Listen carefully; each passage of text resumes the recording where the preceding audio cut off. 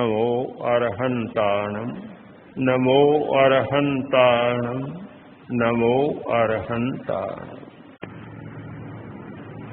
संवेग पर नियंत्रण करने का सबसे ज्यादा कोई शक्तिशाली साधन है तो वह है श्वास। जितने हमारे इमोशंस है, आवेश है, उत्तेजनाएं है, उन पर नियंत्रण करना है तो शायद कोई भी दवा काम नहीं देगी, कोई भी औषधोपचार काम नहीं देगा। यदि श्वास पर आपका संयम है, नियंत्रण है, तो बिल्कुल संवेग पर नियंत्रण हो जाएगा। कारण बहुत साफ है कि जब संवेग आता है, प्रबल होता है, तो श्वास असंतुलित हो जाता है। श्वास को तीव्र किए बिना, असंतुलित किए बिना कोई भी संवेग प्रकट नहीं हो सकता। पहले श्वास की गति को असंतुलित करेंगे तब संवेग प्रकट होगा। श्वास की गति को संतुलित रखकर कोई आदमी क्रोध कर सकता है, ऐसा न हुआ न होगा। पहले श्वास को बिगाड़ना पड़ेगा और फिर भावों को या संवेगों को प्रकट करेंगे। श्वास संवेग नियंत्रण का बहुत बड़ा साधन है। मंद श्वास किया या श्वास का संयम किया, एकदम संवेग छिप जाता है। जब जब प्रसंग आता है, लोग पूछते हैं कि क्रोध बहुत आता है, क्या करें? दो उपाय, एक अल्पकालिक उपाय और एक दीर्घकालिक उपाय। अल्पकालिक उपाय यह है कि जैसे ही क्रोध आए नाक को बंद करो, श्वास का संयम करो, श्वास को रोक दो। आधा मिनट आपने श्वास रोक दिया, 1 मिनट श्वास रोक दिया, आवेश कोई भी टिक नहीं पाएगा। चाहे क्रोध का आवेश है, चाहे काम का आवेश है, चाहे लोभ का आवेश है, कोई भी आवेश है, श्वास का संयम किया, आवेश में ताकत नहीं कि वह बाहर आ सके, प्रकट हो सके। यह मान लेना चाहिए कि आवेश इतना बड़ा आदमी है तो उपयुक्त वाहन के बिना, रथ मिले बिना, पालकी मिले बिना, प्राचीन काल की आज वायुयान मिले बिना आ नहीं सकता। उल्लास जी का शायद पोता, छोटा बच्चा, कल परसों बैठा था, उसने पूछा कि यहाँ एयरपोर्ट कहाँ? मैंने पूछा एयरपोर्ट क्यों पूछता है? उल्लास जी ने कहा कि हमारे यहाँ नेपाल में रेल तो है नहीं, रेल बिल्कुल नहीं है। सड़कों की इतनी लंबाई है कि कोई यात्रा करे तो कई घंटों लग जाते हैं, वायुयान में जाएं तो 10-20 मिनट, आधा घंटा में पहुंच जाते हैं। इसलिए एयरपोर्ट की भरमार है नेपाल में, इसीलिए ये पूछता है कि एयरपोर्ट कहाँ।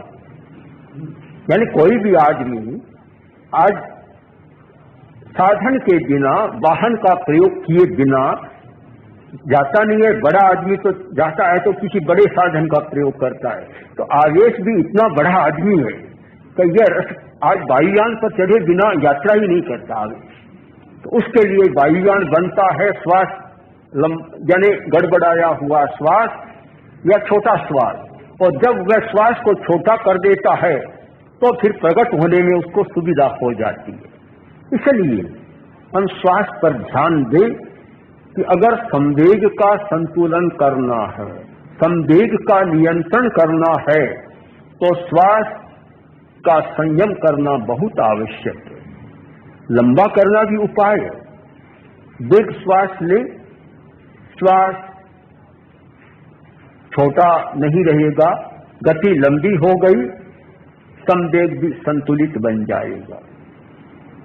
मैंने सुना समणियों की यात्रा की इटली में, वहां प्रेक्षा ध्यान का प्रयोग कराया गया, श्वास का मापन किया गया। तो कोई व्यक्ति 1 मिनट में 40 श्वास लेता है, कोई 45 लेता है, वो तनाव से भरे रहते हैं। कहते तनाव कैसे मिटे? तो तनाव जब मिटाना होता है तो सबसे पहले श्वास पर ध्यान देना होता है, श्वास का मापन करना होता है। जब श्वास मापा गया तो सब गड़बड़ी थी, तनाव श्वास की संख्या को बढ़ा देता है, या श्वास की संख्या बढ़ती है तो तनाव अपने आप उतर जाता है। जब उन्हें प्रयोग कराया गया आधा घंटा, तो आधा घंटा दीर्घ श्वास और श्वास संयम का प्रयोग कराया गया, फिर मापन किया गया तो जिनका 40 था उनका 20-25 पर आ गया। बहुत उपचार भी करते हैं, कोई एलोपैथी का उपचार करता है, कोई होम्योपैथी का करता है, कोई आयुर्वेदिक करता है, और भी बहुत सारी थेरापियां हैं और बहुत सारे प्रयोग चलते हैं। किंतु अब एक विकसित होनी चाहिए श्वास की थेरापी, श्वास चिकित्सा। और स्वास्थ्य चिकित्सा में जो महावीर का ये सूत्र है, जिस पर बहुत कम ध्यान दिया गया है, कि उसके वर्ण, गंध, रस और स्पर्श की चिकित्सा होनी चाहिए। यानी अमुक प्रकार की स्वास्थ्य की समस्या है तो किस प्रकार की गंध का, श्वास के साथ गंध का संकल्प करे, वह उस गंध का अनुभव करे। पतंजलि ने एक बहुत अच्छी बात कही थी कि इंद्रियों पर ध्यान करो, बाह्याश्रय सुखम, आपको बाह्याश्रय सुख मिलने लग जाएगा। यानी जीभ पर ध्यान करो तो जिस रस को आप स्वाद लेते हैं, वह रस का स्वाद बिना अंगूर खाए, बिना केला खाए केले का स्वाद या अंगूर का स्वाद आपको आ जाएगा। बिना मिठाई खाए, रसगुल्ला खाए, आपको रसगुल्ले का स्वाद आ जाएगा। बाह्याश्रय ग्राह्यम सुखम, जो बाह्य विषय है उनका सुख बिना विषय के, वस्तु के आपको भीतर से आ जाएगा। कारण यही है कि हम पुद्गलों को ग्रहण कर सकते हैं। जैसे एक आहार माना गया मनोभक्षी आहार, देवता वस्तु को नहीं खाते किंतु वे भोजन करते हैं, भोजन के बिना उनका भी काम नहीं चलता, भोजन करते हैं, सब रसों का आस्वाद लेते हैं। केवल मनोभक्षी, मानसिक संकल्प किया और वैसे परमाणुओं को जुटा लेते हैं और उनका भोजन हो जाता है। ठीक यही प्रक्रिया है।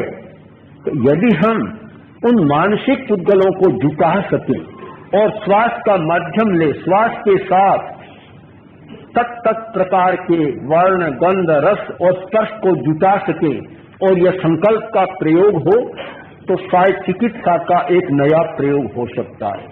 हमने अब तक प्रेक्षा ध्यान में रंगों के ध्यान के द्वारा कुछ समस्याओं का समाधान पाया है, किंतु अभी तक गंध, श्वास की गंध, श्वास का रस और श्वास का स्पर्श, उन पर प्रयोग नहीं किया है। बहुत अपेक्षा है यदि यह महावीर का सूत्र हमारे लिए मार्गदर्शक बन सकता है कि श्वास के पुद्गलों में वर्ण, गंध, रस और स्पर्श होते, सभी वर्ण आगे बताया गया विस्तार से, ठाण मग्गणम पड़ुच्चे और विहाण मग्गणम पड़ुच्चे। भगवती के दूसरे शतक में इसका एक लंबा प्रकरण हो जाता है। तो विधान मार्गणा से श्वास में काला रंग भी है, नीला रंग भी है, पीला रंग भी है, हरा रंग भी है, सब है। यदि आप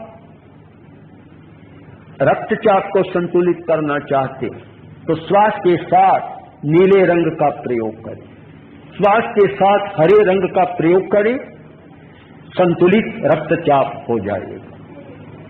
यदि आप लीवर को ठीक करना चाहते, बड़ी समस्या होती है यकृत की बीमारी की, श्वास के साथ पीले रंग का प्रयोग करें, लीवर की स्थिति सुधरने लग जाए। क्योंकि हमारे शरीर के जितने अवयव हैं उन सबका अपना अपना रंग है। मुझे आश्चर्य हुआ, एक बार एक ऑपरेशन देखा, आंखें बाहर निकाली गई, उनका रंग देखा तो लगा कि भीतर में इतने रंग हैं। एक प्रकार से कह दे कि यह शरीर सारा रंगों का शरीर है, हर अवयव का अपना अपना रंग है, और उस रंग की कमी हुई और वह रंग अवयव गड़बड़ा जाएगा, और उस रंग की ठीक पूर्ति हो गई वह अवयव शक्तिशाली बन जाएगा। यकृत का भी अपना रंग है, फुफ्फुस का अपना रंग है, फुफ्फुस का रंग भी हमने देखा था शरीर शास्त्र की पुस्तकों में, बड़ा विचित्र रंग। तो यह रंगों का हमारा ज्ञान और श्वास का ज्ञान ये बराबर चलता रहे तो स्वास्थ्य की समस्या को बहुत सुलझाया जा सकता है। बहुत बड़ा विषय है श्वास और स्वास्थ्य का, इतना ध्यान नहीं दिया गया। ये तो प्रसंग बन गया कि महावीर ने इस बारे में क्या कहा है, तब सारा एक विश्लेषण आता है कि श्वास पर बहुत विचार किया गया। विचार यहां तक किया गया कि पृथ्वी काय का जीव किसका श्वास लेता है, पानी का जीव किसका श्वास लेता है, और वायु काय का जीव किसका श्वास लेता है।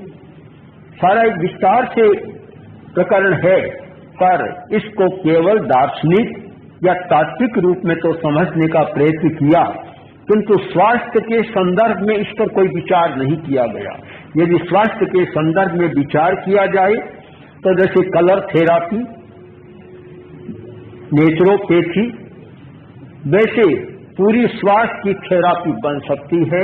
और स्वास्थ्य हमारे शारीरिक, मानसिक और भावात्मक स्वास्थ्य का और भाव विशुद्धि का, आंतरिक विशुद्धि का बहुत बड़ा हेतु बन सकता है।